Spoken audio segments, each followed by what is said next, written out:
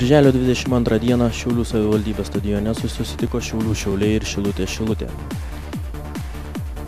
Rungtynės stadione stebėjo 800 žiūrovų. Šios rungtynės buvo paskutiniosios Šiaulių komandos veteranui Gintarui Juodeikiui.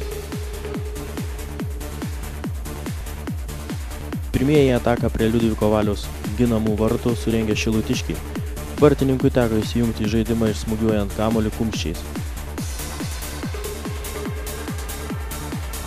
Kitoje aikštės pusėje Šilutės komandos vartus sudrebino stiprus šiauliečio smūgis.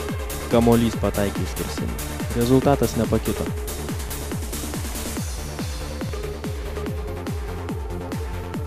(23) rungtynių minutę teisėjas iš Kauno išsitraukė pirmąją geltoną kortelę ir parodė ją svečiuose žaidusiai komandai. Už grubų žaidimą buvo nubaustas Pavelas Kovačiovas. Po kelių akimirkų šiauliečių aikštės pusėje šilutiškis Tadas Straleckis dar kartą pabandė pralaužti Liudviko Valiaus ginamąjį plotą, tačiau nesėkmingai, kamuolys skriejo virš virpsto. Šeimininkai neleido atsikvėpti svečiams. Naurio Bulvičio smūgis šalia vartų. Šiauliečiai paprasčiausiai ieško silpnųjų vietų Šilutės komandos gynyboje.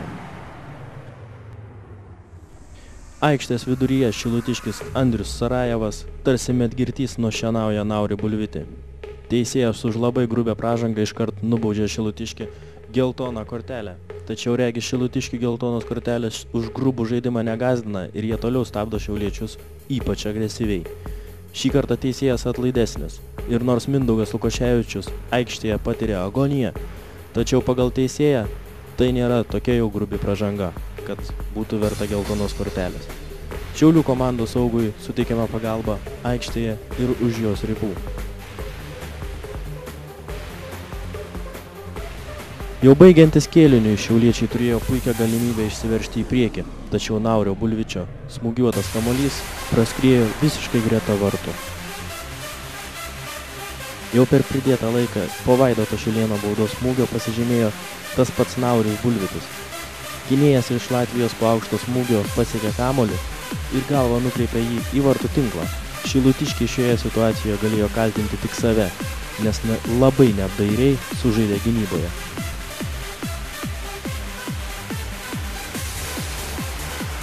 Antras kėlinys taip pat prasidėjo aktyvesnių šeimininkų puolimu. Pirmoji ataka pasibaigė netiksliai. Kamuolys skriejo virš skersinio. Kitoje aikštės pusėje lengvą kamuolį teko gaudyti Liudvikui Valiui. Ivanas Lukjanovas sukūrė progą pasižymėti komandos draugui, tačiau šalia vartų praredėjusio kamuolio niekas nepasiekė. Po kelių akimirkų Latvijos jau pats bandė smūgiuoti į vartus. Kamuolys skriejo virš virpsto. 72 rungtynių minutę Šilutės komandą laidoti pradėjo Mantas Kuklys. Jaunasis Šiaulių saugas vienu lietimu pasiuntė kamuolį į Mindaugo Malinausko saugomus vartus.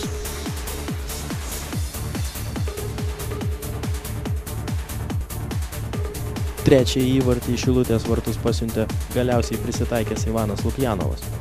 Puolėjas iš Latvijos pribaigė šilutiškių 78 minutę, maždaug iš 25 metrų atstumo sušaudęs priešininkų vartus. Latvijai buvo palikta pakankamai daug erdvės. Rezultatui tapus nepadoriu Šiaulių komandoje paskutinėms savo karjeros minutėms pasirodė Gintaras Juodeikis. Besibaigiant rungtynėms, Mantas Kuklys nesusivaldė ir po teisėjo švilpuko nuspyrė kamuolį, už tai jis iškart buvo nubaustas geltona kortele. Rungtynės baigėsi Šiaulių komandos triuškinančia pergalė rezultatu 3-0. Pasibaigus rungtynėms komandos draugai ir vadovai atsisveikino su Gintaru Juodeikiu ir įteikė jam atminimo dovanas. Laidos FC Šiauliai kūrybinė grupė taip pat prisideda prie sveikinimų. Aišku, prie 3-0 išeiti žaisti yra kas kita. Vaikinai padarės rezultatą rungtynių ir mane treneris išleido žaisti, o kitaip prie 0-0 gal nebūčiau net išėjęs. Pirmas kėlinys tai gan sunkus buvo, bet antram pavyko įmušti, ką mes akcentavom per pertrauką, tai ir galvoju, pagal žaidimą yra rezultatas. Tas pirmasis įvartis pelnytas prieš rungtynių pertrauką labai svarbus buvo? Taip, aišku, svarbus dėl to, kad išėjom ilsėtis iš karto pertrauką, tai mums tai tikrai buvo pakilėjimas kažkoks, tai ir galvoju, kad tikrai tas įvartis labai svarbus. Visą laiką pirmas įvartis yra labai svarbus. Su Šilutės komanda kovojate dėl panašių vietų. Ir tai buvo rungtynės dėl 6 taškų, kaip sakoma. Ne, aš galvoju, kad mes visą laiką kovojam dėl 3 taškų, su bet kuo žaisdami ir su Kaunu, ir su Šilute, ir su Žalgiriu, ir su Atlantu. Su visais kovojam dėl 3 taškų tiek išvykoje, tiek namuose. Malonu šiandien tikrai, kad komanda tikrai sužaidė vienas geresnių savo varžybų. Visi stengiasi ir pagaliau ir puolėjas įmušė įvartį, taip kad sakau, dirbam reikiamą kryptim ir galvoju, kad tikrai šiandien komanda tikrai labai gerai sužaidė, parodė viską, ką jie moka geriausiai. Visą laiką Šiauliai ir Šilutė žaidžia atkakliai. Neprisimenu, kad būtų tokie rezultatai vienoje ir kitai komandai. Kodėl šiandien toks nenusiteikusi komanda? Ne, tai kaip tik mes ruošiamės tom rungtynėm, ypatingai ruošiamės tom rungtynėm, nes, kaip sakant, kaimynai, lenteliai, viską, bet šios dienos rungtynės parodė, kad jūsų komanda tikriausiai žymiai labiau norėjo išlošti. Žymiai daugiau pastangų dėjo, energijos, ryžto, kovinga komanda, tikrai aš.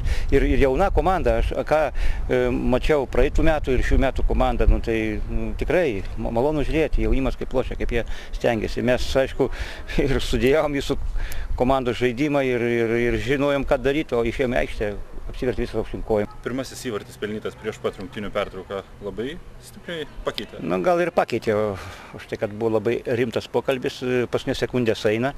Reiškia, ar ten buvo ar nebuvo baudinys, čia apie tai mes nekalbam. Mes kalbam apie tai, kad neturim teisės duoti net šanso, kad galima pramušti vartus, o jie 2 metrų gynėjas leidžia žemesniam žmogui pašokus galvą įmušti. Tai čia, sakau, absurdiška situacija gavosi.